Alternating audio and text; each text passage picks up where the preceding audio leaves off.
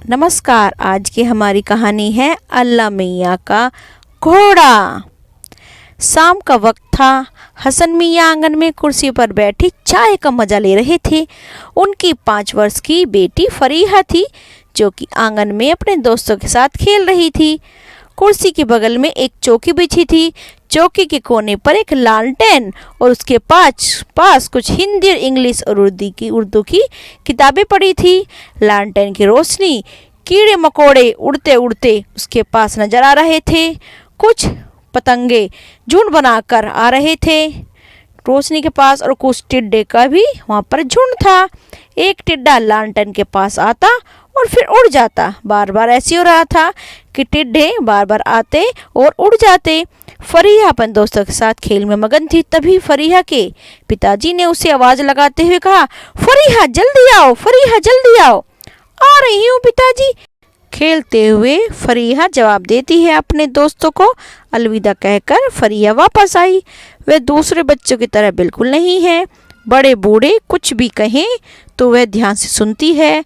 घर के लोग तो कभी कभी कह भी देते हैं कि फरीहा दादी अम्मा हो गई है। फरीहा किताब लेकर पढ़ने बैठ गई। किताबों पर छपे चित्रों को देखने में उसे बहुत मजा आ रहा था। वह गौर से उन चित्रों को देखने लगी। तभी एक टिड्डा फिर उड़कर सामने आ गया।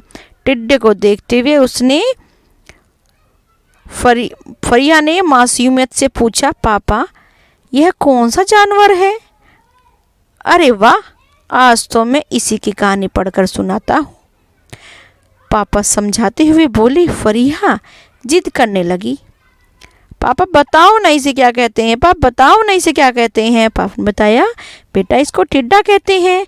फरीहा को यह नाम कुछ अच्छा नहीं लगा। उसने गर्दन घुमाकर पापा की तरफ देखा।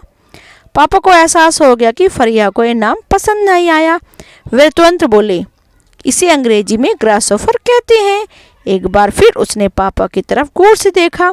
फरीहा दोनों हाथों को अपने गालों पर रखकर कोहनी के सहारे झुकते हुए बड़ी ही मासूमियत से टिड्डे को देखने लगी। पापा प्यार से फरीहा के सिर पर हाथ फेरते हुए बोले, जानती हो बिटिया, मेरे अब्बू थे ना, यानी तुम्हारे दादाजी क्या कहते थे, इसे अल्लाह मियाँ का घोड़ा कहते थे। यह सुनकर फरीहा ने पहले पापा की तरफ देखा, फिर टिड्डे की तरफ देखते हुए हैरत से बोली, अल्लाह मियाँ, अल्लाह मियाँ का घोड़ा? पापा क्या अल्लाह मियाँ हमसे भी छोटा होता है?